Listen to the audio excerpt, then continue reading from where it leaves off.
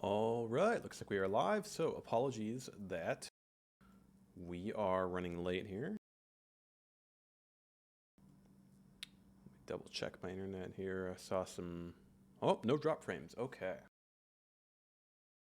So let's get my board up here.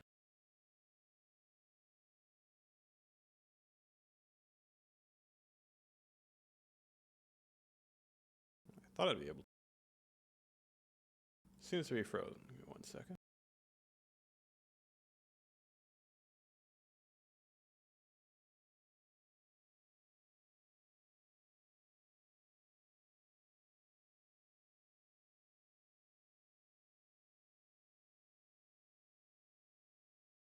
There we are. All right.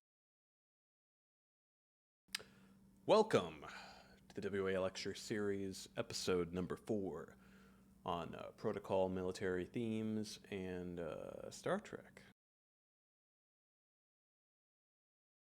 So there's a ton to unpack on this subject, and I'm not going to be able to cover everything. But to preface this, my intent is sort of to explore how we can or cannot apply this stuff to WA in the modern era. So it's less a historical lecture and more kind of looking at the reasons that it was used in the past, and then comparing that with why or why not protocol and military themes may be applicable to WA today.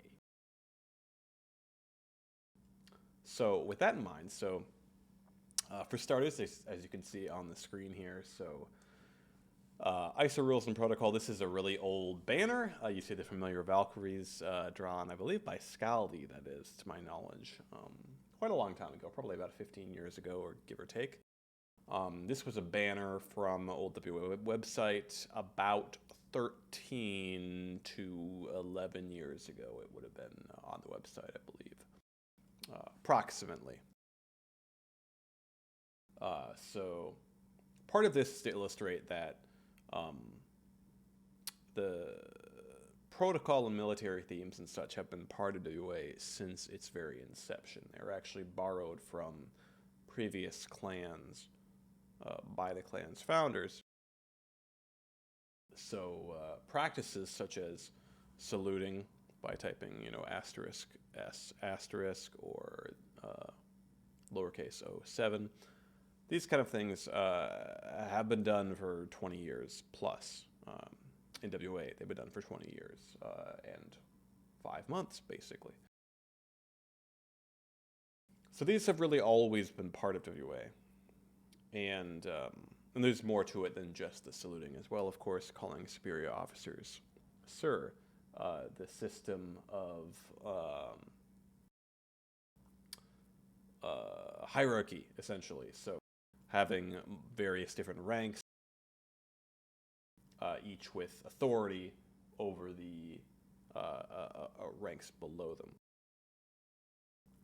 Now, that might not seem terribly new when you think back to kind of the old WA clans, or excuse me, the old Battle.net clans of StarCraft Battle.net, but in a sense it was different than some of them because there was an expectation in WA that there were orders. There is a pecking order, but there is a chain of command. So if someone at the lowest level of the ranks had a problem, they would go to the person in the rank directly above them, not straight to the top, because that would be a violation of protocol. That would be a violation of the chain of command. And there's a sense of you can issue orders to the ranks below you. So if a warrant officer issued an order to a Master Chief Petty Officer, they would have to carry it out basically without question. Now this is kind of an in-theory thing, but these are the concepts that I mean when I talk about protocol, military themes, and their applications in WA.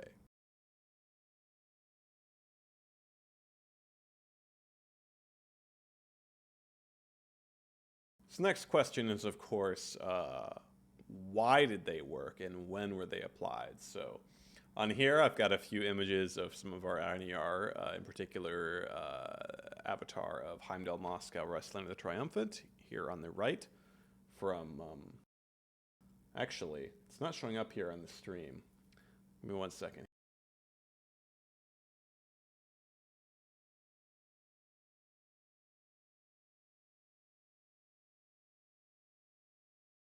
Okay, we'll see if I have to do that all the time.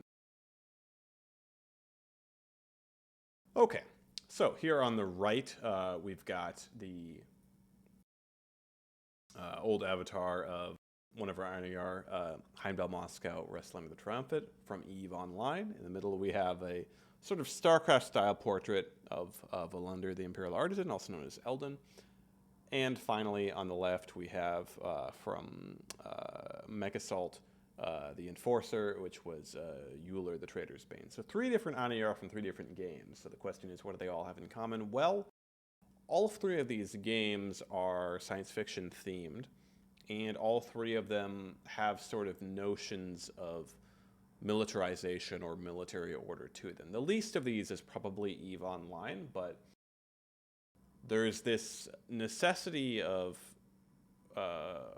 organization and a pecking order, a chain of command in all 3 of these games. So the theory is that games like these lend themselves to the application of things like protocol and a chain of command and the rules that WA had, because they sort of supported that with the way the games themselves were set up.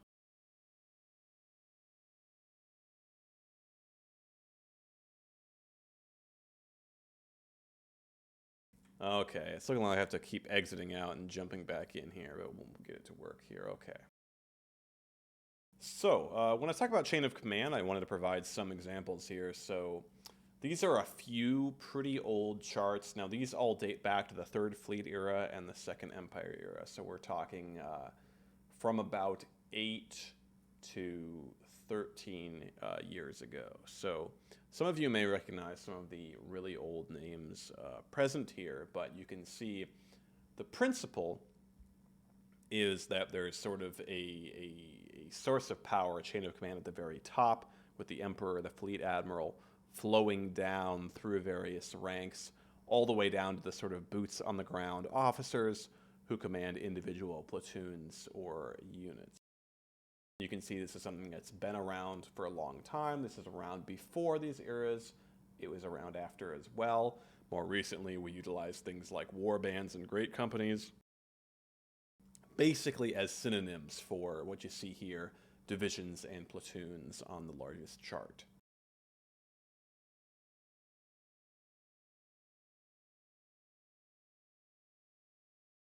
So the question is then, where does Star Trek come in? Well, part of this is that the founders of the clan and a lot of its most famous and earliest officers were huge fans of Star Trek, in particular Star Trek The Next Generation, which utilizes the exact same ranking system, essentially, as WA's fleet system did.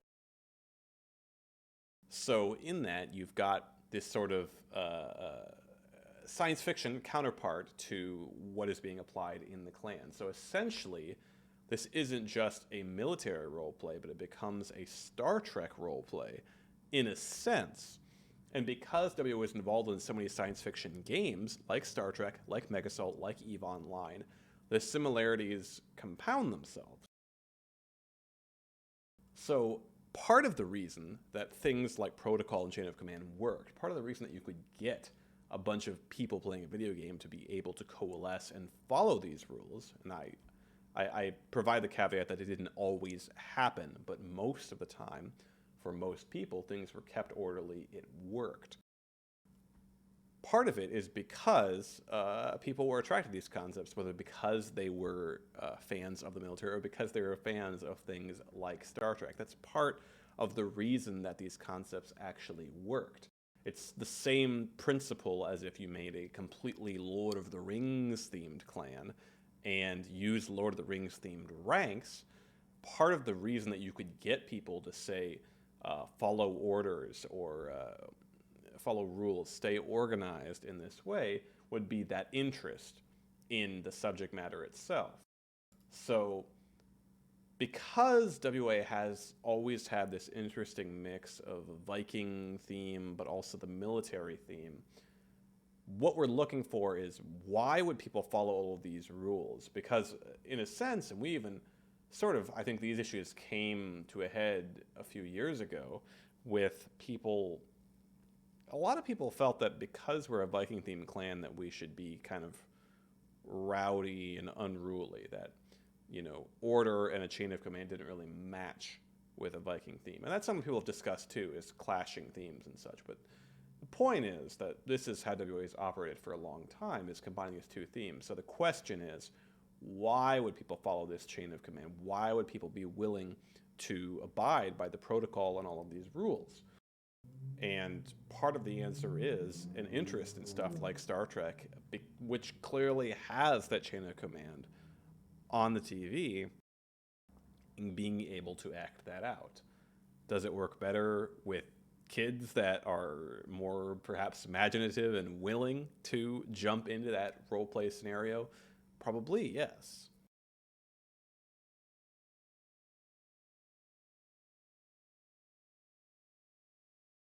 So another reason that these things work, and what I'm sort of talking about, is how to get people to buy in to all these rules. Because essentially what WA is at its core is it's an addition to what most communities provide. Most communities provide physical, surface level, tangible concepts like friends and playing video games together. Essentially, those are the core concepts that are being provided. So what WA has always tried to do is provide more than that.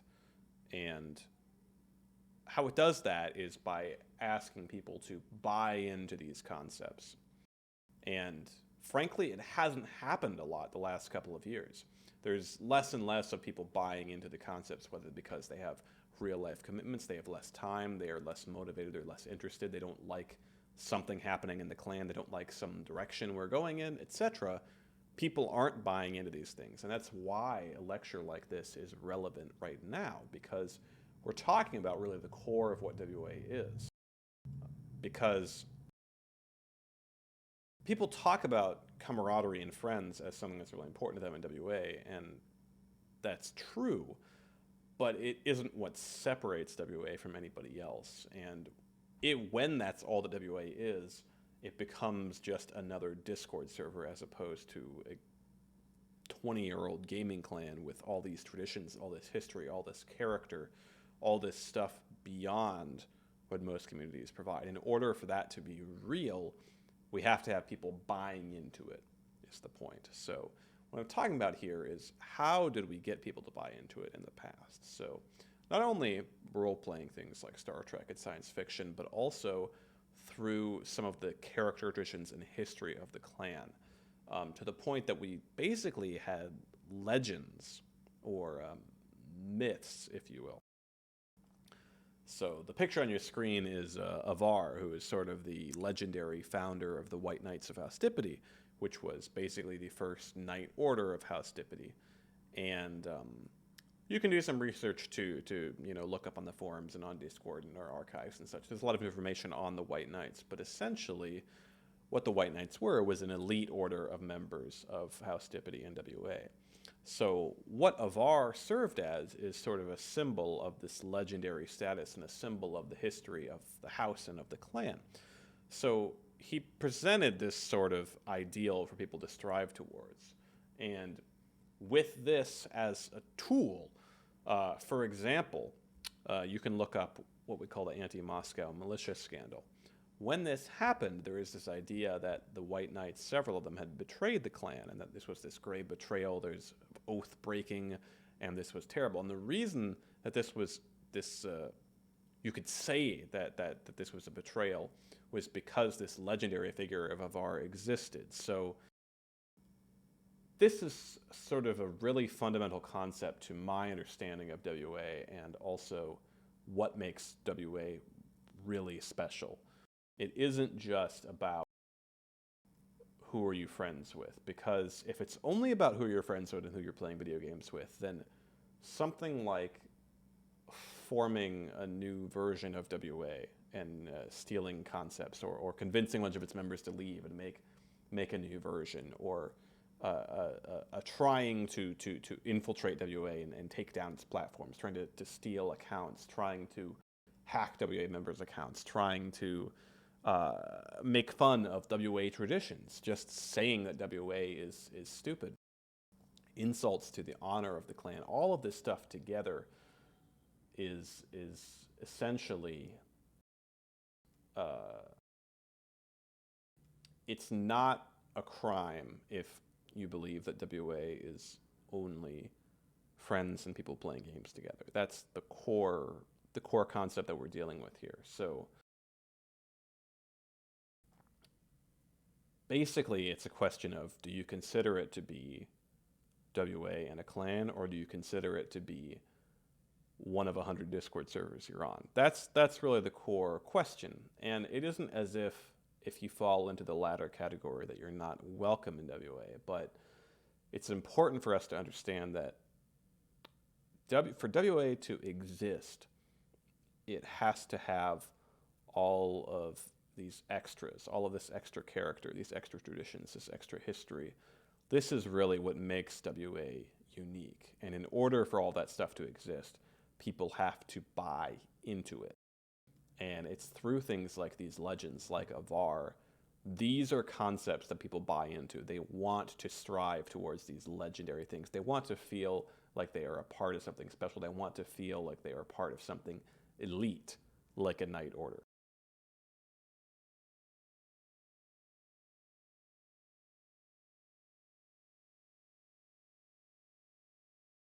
And of course, speaking of Night Orders, so you have on your screen on the left the insignia and coat of arms of the Abyss Watchers, which is the Special Forces unit I founded.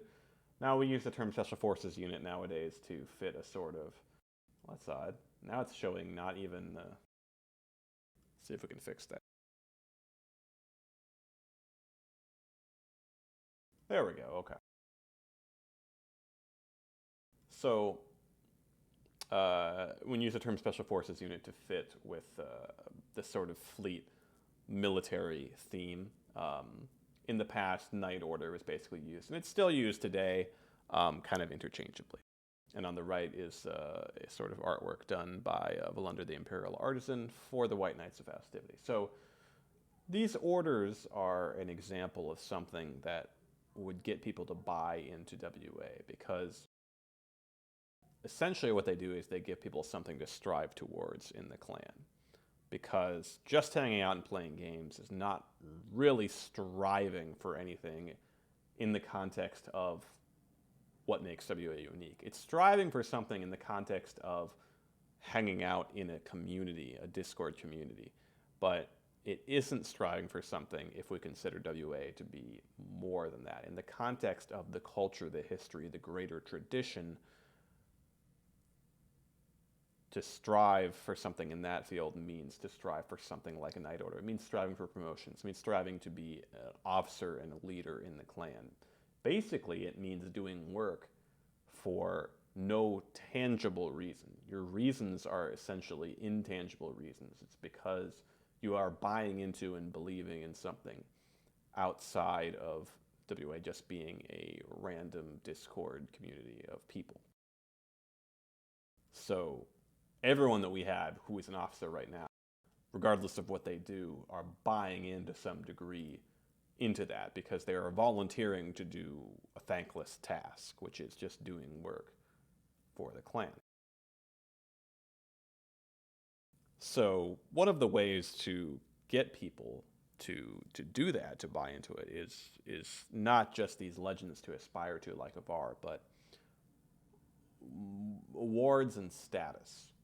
And it's a tricky thing, because you don't want to give out awards too much and make them seem meaningless. They have to be something special, but at the same time, sometimes you run out of awards to give out, and sometimes you don't want to give out an award that isn't truly earned either. But you don't want people to lose motivation who are working towards it. It's a very delicate balance in terms of awarding things. And membership in Night Order is another sort of type of award. It's a type of status one can achieve that is important in sort of if we consider WA as sort of a collection of achievements, as you might have in a video game, night orders are a key part of that. And they haven't existed for a long time because it's something that I've grappled with a lot. Because we've had problems where, like I said just previously, you have to have a balance in awards. You can't just give them out willy-nilly for no reason, but you also do want to give them out. You don't want people to lose motivation. You want people to feel like their efforts are appreciated and that they are earning things and that they are noticed and they are achieving in the context of greater WA history. People, when they see legends like Avar, they want to feel like there is a potential for them to live up to and even surpass that. So there has to be this notion that things are possible. And if people start to lose that dream, then that's bad. But the problem with night orders is similar, in that in the past they would get bloated. Too many people wanted to be knights.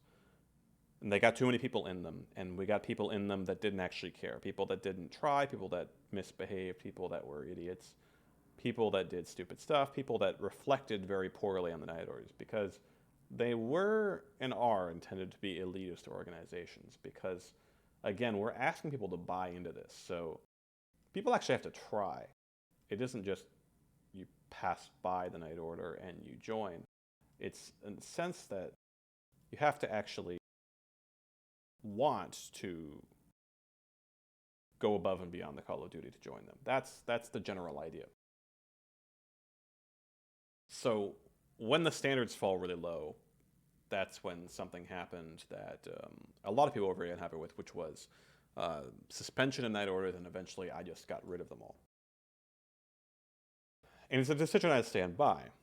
Because I think they had become essentially polluted. The institutions, not only were they bloated, but they were not accomplishing anything. Even the best knights were just not doing anything.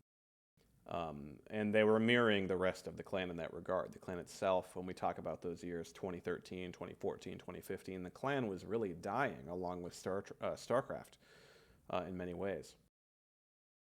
And the knights were no exception. So it was a problem, and the night orders were removed. But again, when you remove something like that, now we have marks and such to honor people's membership in the past night orders, but the problem is that a fundamental notion of what makes WA special, as I said, is this notion of achievement in the grand scheme of things, in the scheme of WA history, the fact that you can live up to the past and the legends. That's really important. So when the night orders are taken away, it sends the message that history can be erased, that one's legacy can be erased, in a sense. So that is a core problem that I created by doing that. And I was somewhat aware of that, and I created new entities with the idea of replacing the purpose, at least, of night orders. And this started with chapters. There is the Order of Fenrir, there is the Ulfhednar. And a lot of this was utilitarian. There is an idea that myself and others agreed on, which was that we needed night orders to be doing something, because the knights were not doing anything. They were just sitting there with their status. And I think that's a reasonable argument, but again, it's a double-edged sword of sacrificing legacy and achievement for trying to get the job done. But these chapters never really had any real success, and even later efforts never did either. We then took the opposite approach, where we utilized what were platoons, but we called them war bands in great companies. But they were individual groups. This is years later. We're talking 2018, 2019. We made these individual war bands initially as just groups, just a way to divide up members so that you have that hierarchy that I talked about earlier, so that you have a vehicle for that chain of command. And a lot of people didn't like that because they didn't think there was a reason to divide people up unless there's more than it was more than just a vehicle for the chain of command, which is a valid point. But eventually, these warbands developed into having individual games, maybe one game or a couple of games, or even a genre of games that they specialized in. So pretty soon, we basically had a Warframe warband. Pretty soon, we basically had a StarCraft warband. More or less, there was some variation. But there's always the problem of people switching games or playing other games or jumping across different warbands. And we always had these members that played stuff that other people didn't really play, or that just went inactive and then came back and went inactive. And there was always people floating around that were out of place in the warband system. So it was always tough. And I tried to encourage the warbands to add their own traditions and character, to try to be like these Night Orders, to try to build this legacy that the old Night Orders had. But it just never happened. There is a few people that put in a tremendous amount of work into trying to write some stories and trying to create this legacy, but looking back, it never really worked. It didn't create something that people really wanted to buy into. It was at best a very, very mild success for a few people. It was a small thing that never really reached the heights that I wanted to with what you might call extracurricular activities in the clan. It just never happened. Going beyond just hanging out and playing games, it did not happen. Not anywhere close to the way that I wanted.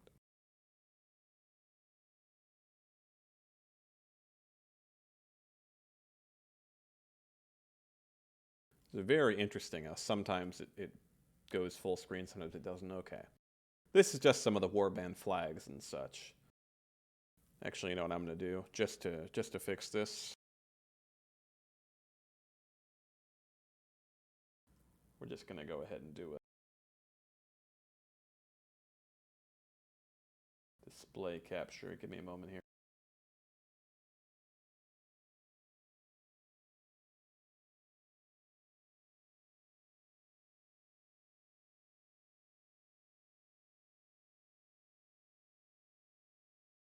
Okay, that should get the job done. So you've got the flags from these warbands, and making flags was something I emphasized really heavily. So these were an attempt to give the warbands more character. And it did. We differentiated the warbands, which was the first step to making them truly unique and having this history, having these traditions, having this legacy that people wanted to buy into. But again, it never really achieved the goals that I wanted to. And in a sense, it actually was the worst of both worlds, because it didn't achieve this lasting legacy, this lasting success, but for the individual people that put in the work to make these warbands, they bought into their own warbands. The leaders and founders of these warbands bought into them a great deal. And so when the warbands continued to not work and I continued to closing them down, with each closure, it was essentially crushing the dreams of the people who led and founded and worked for these warbands, and essentially sapping the motivation and the energy of so many people in the clan. So this created a real problem. Much like the closure of the Night Orders, this was sort of it was something that on paper was the correct thing to do. If a warband's failing, if nobody's active, there's no reason to keep it open. And this was the approach we took for the last few years, which was that we're looking for results and activity. And if there aren't results, then something needs to change. If something is failing, it needs to be stopped, and we need to try something else. We need to fix things. We need to look for success. We need to we need to do our jobs. Do our jobs is the core tenets of the last few years. That was what we were looking to do. And I think it's right and wrong, but what happened is it drove a lot of people to feel that things were not permanent. And this is something that I didn't fully understand at the time when closing some of these warbands down. That this sense of permanence was vitally important when we talk about legacy and history and tradition. There needs to be a sense that things are going to last. And I think because when I joined the White Knights of Hastipity in 2009, uh, and they had only been around for about a year or two. I never really considered that things would have to be around for a long time in order to have that legacy. But looking back now, I think that part of the reason that the Knights worked was because there was this legend part of it that extended the history further back. The idea was that through Dane and through the clan's history, the White Knights were much older than a year or two. There were stories of them from years back. There was this sort of mythos. There were these almost mythologized figures like the saints that were sort of pseudo white knights. They were sort of grandfathered in, or whatever you want to call it. So there was this history sort of reaching back, and I think that that longevity, that permanence is very important, and it goes counter to the way that I usually run things, which is that I'm naturally pretty impatient, and I want, if there's a problem, I want to fix it immediately. I don't care about red tape. I don't care about wasting time. I want to get things done. So if somebody comes to me with an idea, I basically just do it. It isn't to say that I don't consult people, but it is to say that this notion of things needing to be permanent and needing to pursue longevity in order to achieve this sort of notion of people buying into WA and buying into what makes it really unique is really difficult to do, because it's beyond just making things. You actually have to make things that stick around, and you have to keep them around, and you have to upkeep them for a long, long time. And it's something we've encountered a lot recently, where we have ideas and endeavors that people want to try, but we create them and they die. Things just do not last beyond the skeleton of the clan. And I hope that some of the things I've talked about explain some of the history of that, and the implications for that, and how and why people do and do not buy into these various things. But there is something trickier to address too, as to why do people buy into things like protocol, like rules, and I know this whole lecture is supposed to be about protocol and rules, but I talk a lot about just what makes WA unique in general, because these are all part of that. Rules, protocol, legends, history, traditions, they're really all just the same thing. As much as Dane and Warrior would argue for ages about enforcing rules versus traditions and fun, essentially they're part of the same thing, which is asking people to buy into something beyond just hanging out and playing video games. They're all part of the same umbrella. And one of the things that facilitates that is drama. And this isn't to say that we need to purposefully instigate drama or that it's good. It isn't good. Drama is bad. And WA is a continuous cycle of drama that's been completely unavoidable. And I think I've known it was unavoidable since I first started leading 6 years ago. But even so, that doesn't make it easier to accept. So the clan as a whole continuously has people clashing. And it's never an easy solution. It's usually one person just has to be removed. You just have people that don't get along, and they cannot get along. 75% of the time, they just can't get along. Problems just continue to happen.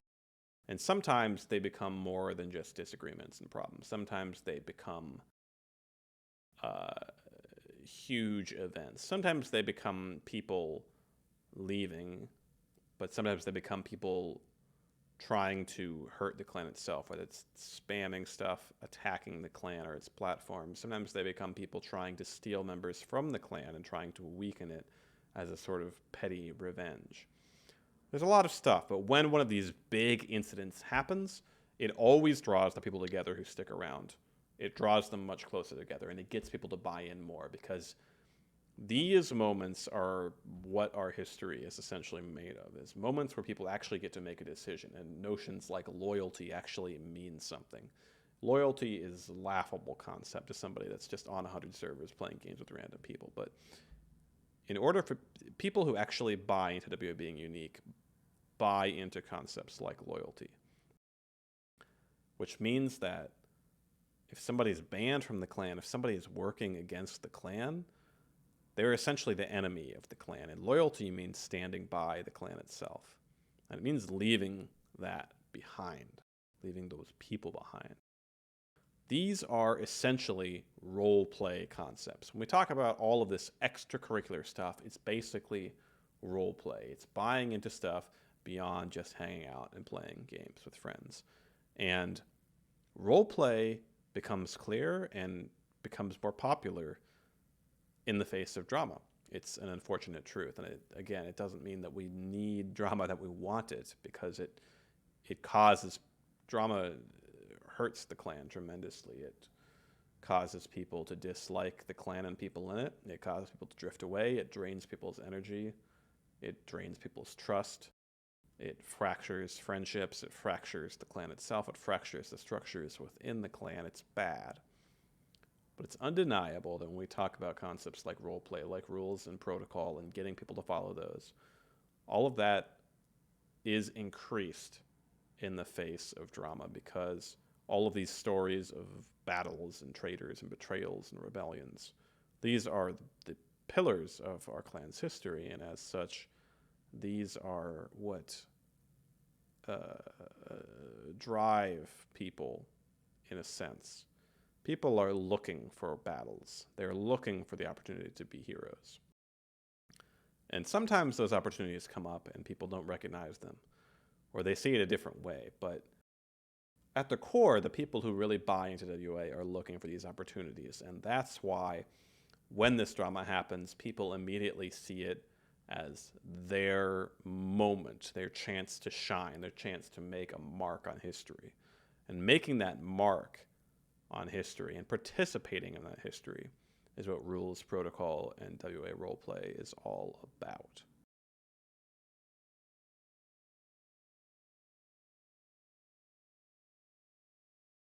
So again, this leads back into a sense of permanence in taking part, and it's worth addressing as well the idea of climbing the ranks.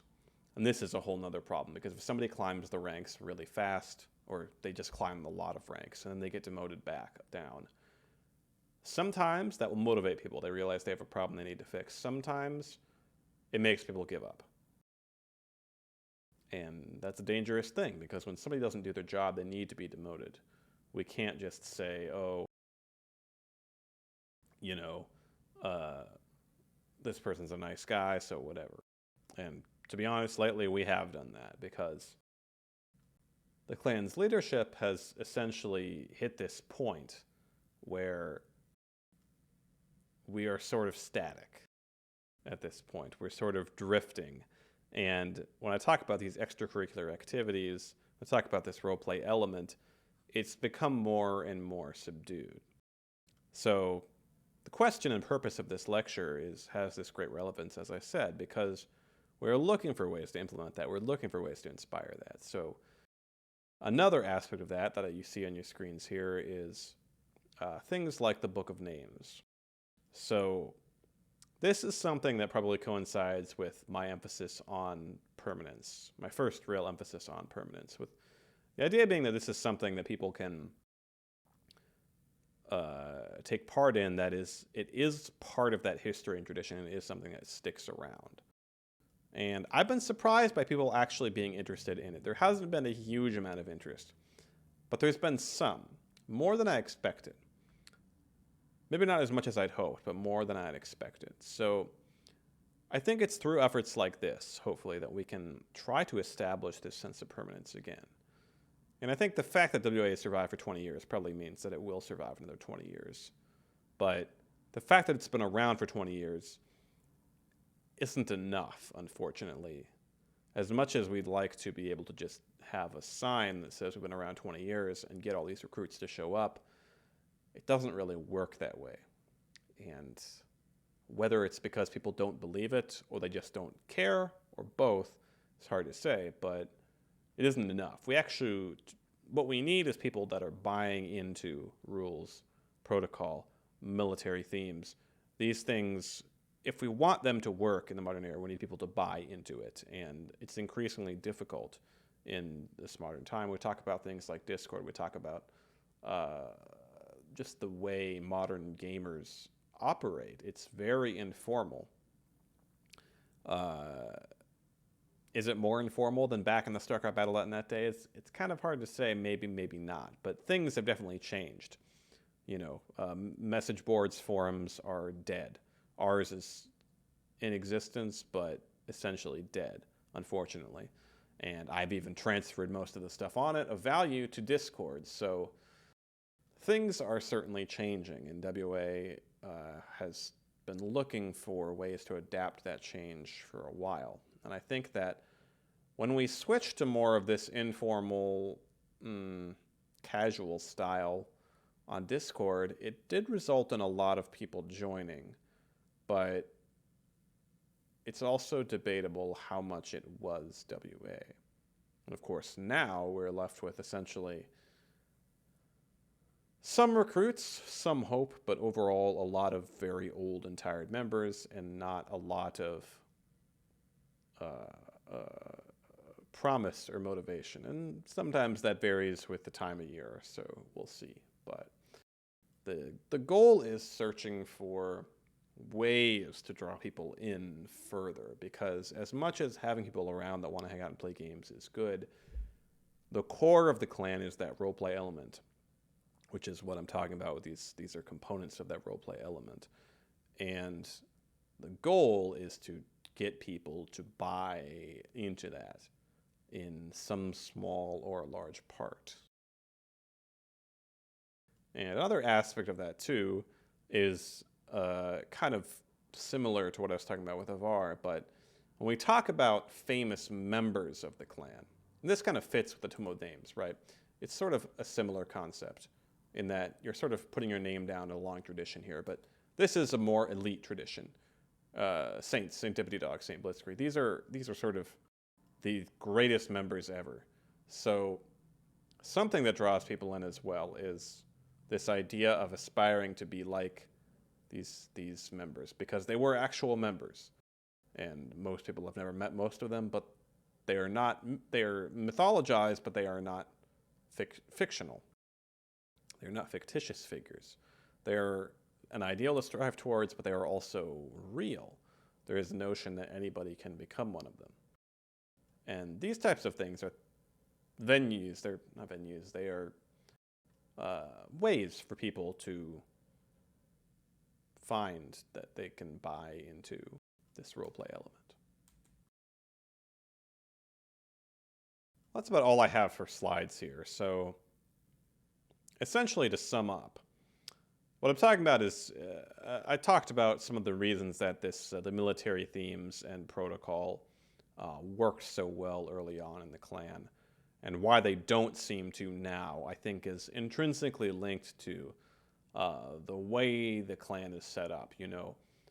Something I did want to address that comes to mind now is that when you go way back to StarCraftBattle.net, there was a sense that the clan channel was active. So it was a place that people wanted to go, but not everybody could go there. If you were a stranger and you showed up, you'd just get banned. But you'd at the very least get questioned by bots that guarded the channel. We basically had a castle with guards, which were what those bots were. So there was a sense that we had something people wanted, which was lots of activity, lots of people that played the game, a clan that people wanted to join. And we also had security.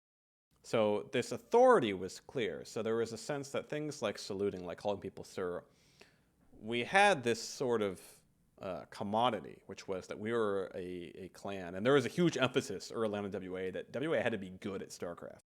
We need to have people that were good. If you weren't good at StarCraft, we didn't want you. So interestingly enough, very early on in WA, there was this elitist sense. And we've really dispensed with that a long time ago, I'd say. But at the same time, there have always been WM members who are very good at the games they play and who are looking for other people that are very good at those games and who are trying to get better too. So, is this sense of elitism and skill in the games intrinsically tied to order, protocol, and military thematic elements? It's possible, but that's another connection that I wanted to highlight. I think with that, though, that will do it for my lecture. So thank you, everyone. Oh, PowerPoint's crashing on me again. There we go.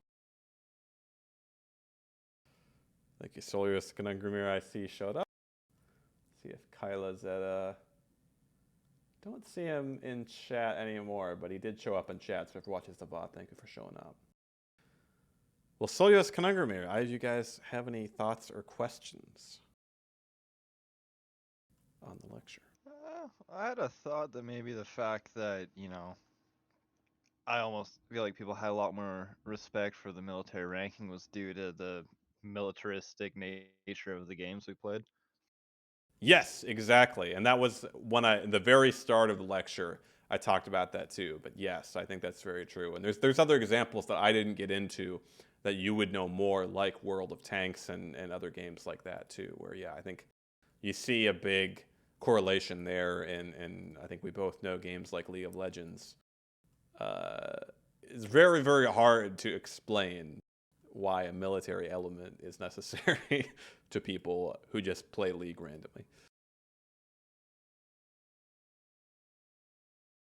Yeah, definitely. I agree. As far as World of Tanks is concerned, I think that like you were mentioning earlier about how like some members are more competitive when we had sort of a common ground foe to be, organized against. I think that's when we've been at our peak as far as, organization and interest.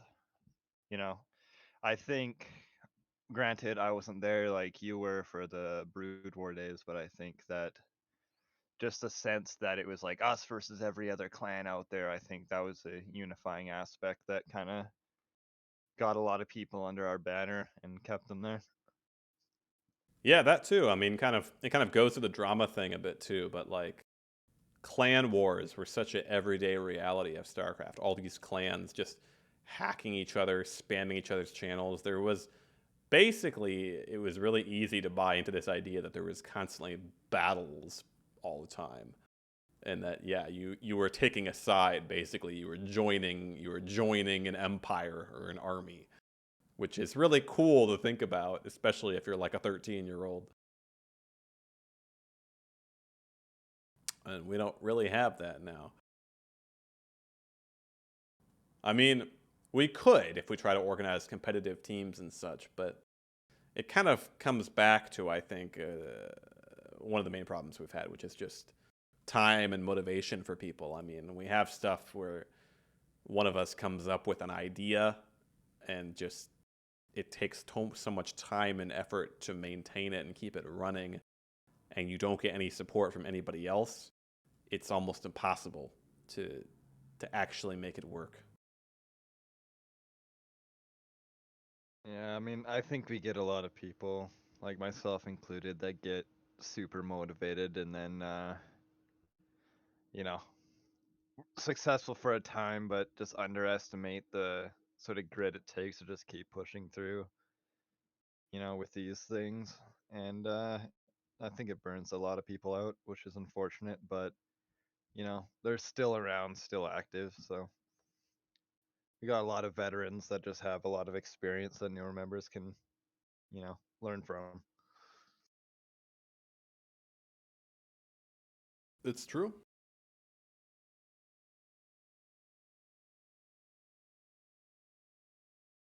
Okay, farewell, Twitch viewers. I'm going to go ahead and sign off here. This VOD will go up on YouTube. And I have plans to do a final lecture before the year is out, but I'm not going to make any promises there, but I will try. Probably it will be sometime in December, maybe by mid-December, first or second week of December, something like that. So stay tuned for that. In the meantime, see you later.